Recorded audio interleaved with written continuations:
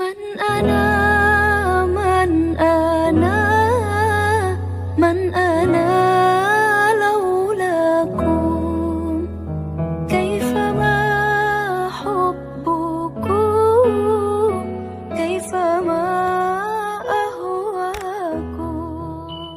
Assalamualaikum warahmatullahi wabarakatuh. Waalaikumsalam warahmatullahi wabarakatuh. Allahumma salli ala sayyidina Muhammad wa ala ali sayyidina Muhammad. Sallallahu alaihi. Maaf jika kita wanita sedang libur atau menstruasi, apakah boleh memuaskan suami menggunakan mulut? Terima kasih. Bismillah. Di saat kemarin ada yang tanya masalah apa itu? Jadi kalau sudah urusan hal semacam itu, mari kita tingkatkan wibawa majelis supaya tidak di majelis kita bicara sesuatu yang tidak pantas. Kemarin ada yang tanya masalah apa, lupa kemarin. Juga masalah-masalah yang sensitif seperti itu. Dan jangan membiasakan kita di majelis saat membicarakan hal yang demikian itu dengan dibarengi dengan guyonan, merendahkan syariat itu. Menjadi sebab barokahnya ilmu dicabut. Baik, kita bicara tentang syariat. Suami istri halal. Anda boleh berbuat apa saja suami istri. Bebas. Anda bersenang-senang dengan kupingnya, dengan rambutnya, dengan apa saja boleh. Halal. Cuman yang diharamkan dalam dua keadaan. Waktu haid memasukkan ke lubang depan. Memasukkan seorang suami alatnya ke lubang depan. Kemudian yang kedua yang diharamkan memasukkan ke lubang belakang. Baik dalam keadaan haid atau tidak haid, hukumnya haram dan dosa besar. Ini usaha haid. Yas'alunaka 'anil mahid. Qul huwa adza fa'tazilun nisa fil mahid.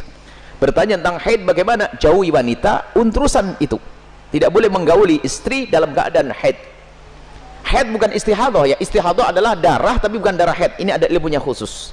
Tanyakan kepada ahlinya nanti. Kita juga punya diklat haid praktis 30 menit 30 menit.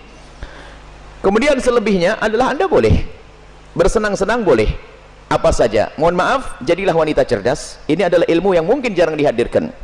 Seorang suami yang soleh mungkin, seorang suami yang soleh, dia mungkin di luar melihat sesuatu yang diharamkan. Cuman dia orang menjaga diri. Astagfirullah, saya ngelihat aurat di luar.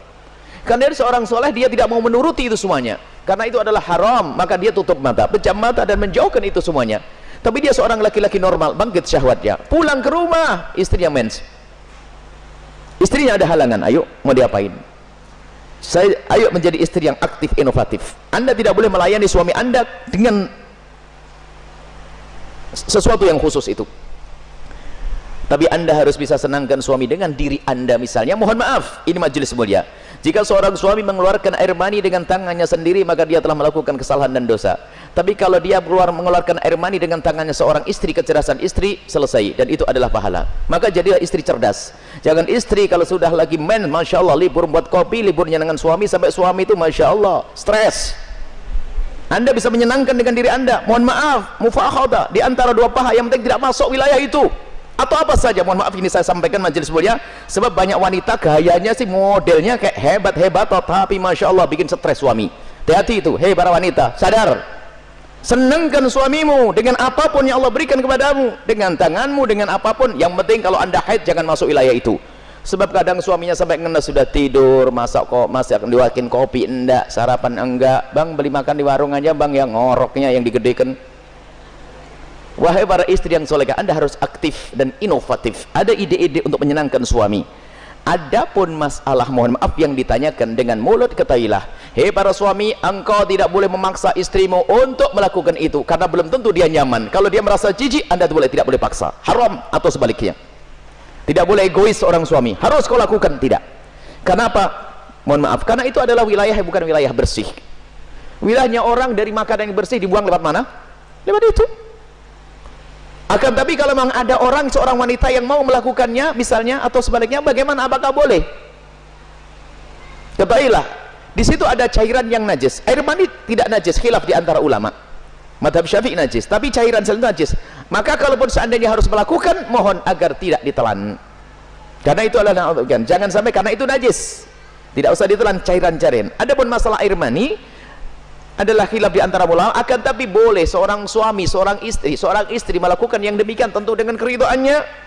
Dan tentunya dengan waspada, tidak boleh sampai ada masuk ke dalam perutnya sesuatu, karena itu ada madhi. Sebelum mani adalah najis, cairan-cairan sebelum mani adalah najis.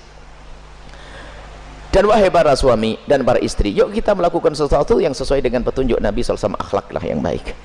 Dan kenapa biasanya ada pertanyaan yang demikian ini? Karena apa? Naudzubillah, ada yang ditonton yang salah, gurunya salah, dari film-film yang ngaco itu ditiru, sehingga dia bingung untuk menyelesaikan urusan pribadinya dengan cara ini, cara itu. Tidak ada cara yang lebih indah dari diajarkan Nabi. Seorang laki-laki duduk di perempatan istrinya, maksud duduk di atas perut istrinya, di atas ini, itu adalah cara yang paling bagus. Nggak usah macam-macam, petunjuk dari Nabi. Itu hanya gara-gara sering nonton film kotor, makanya banyak pertanyaan aneh. Tapi pun harus dijawab, harus dijawab, harus dijawab, selesai. Semoga Allah bisa menjadikan Anda orang yang bisa menyenangkan. Termasuk wahai para suami, mungkin ada seorang suami yang, mohon maaf, ada bermacam-macam sebab, ada ejakulasi dini dan sebagainya dan sebagainya. Tapi ketahuilah, jangan biarkan istrimu terlantar. Dia bisa senang dengan jemarimu, dengan tanganmu, dengan Anda, dengan apapun, dengan cumbuanmu.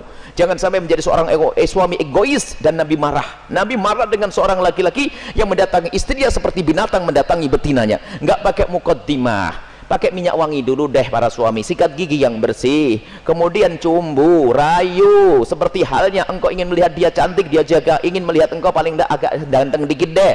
Kemudian lihat, seperti halnya matanya ingin melihat dirimu indah, telinganya juga ingin mendengar kalimat indah, dan juga hidungnya pun juga ingin mencium bau harum. Cobalah siap. Makanya sebelum pulang kantor itulah mampir pom bensin dulu deh, bersih-bersih pakai minyak wangi. Ini penting. Kemudian jangan sampai, mohon maaf, Anda puas, dia tidak puas, Anda zalim. Kalaupun Anda tidak bisa memuaskan dengan itu, karena mungkin Anda punya sesuatu, sakit dan sebagainya, maka ketahuilah, istrimu adalah seorang wanita yang beriman. Dia tidak akan melakukan zina, akan tapi Anda harus bisa memuaskan dengan apapun, dengan tangan Anda dan seterusnya. Kalau dia mencari kesenangan dengan tangannya sendiri, wanita itu, dia dosa. Tapi kalau dengan tangan sang suami, tidak dosa. Mohon maaf, ini majelis mulia, dan jangan dijadikan bahan guyonan yang demikian ini. Ini adalah ilmu. Kadang-kadang begitu, suami cuek, mendatangi istrinya sudah nggak pakai muqaddimah, langsung selesai. Punya anak 6, nggak pernah seorang istri merasakan senangnya dalam hubungan suami istri. Akhirnya apa? Itulah yang menjadikan istri ogah-ogahan. Mau melayani suami, saya dapat mandi saja, tidak pernah mendapatkan kesenangan. Anda suami zalim. Baik, istri pun juga demikian. Selesai, aktif, inovatif, indah. Karena itu halal. Adapun yang haram tidak dibahas. Keharaman zina, hina, rendah di dunia, rendah di akhirat. Zina rendah di dunia, rendah di akhirat. Semoga Allah menjauhkan kita dari zina, mencukupkan dengan yang halal.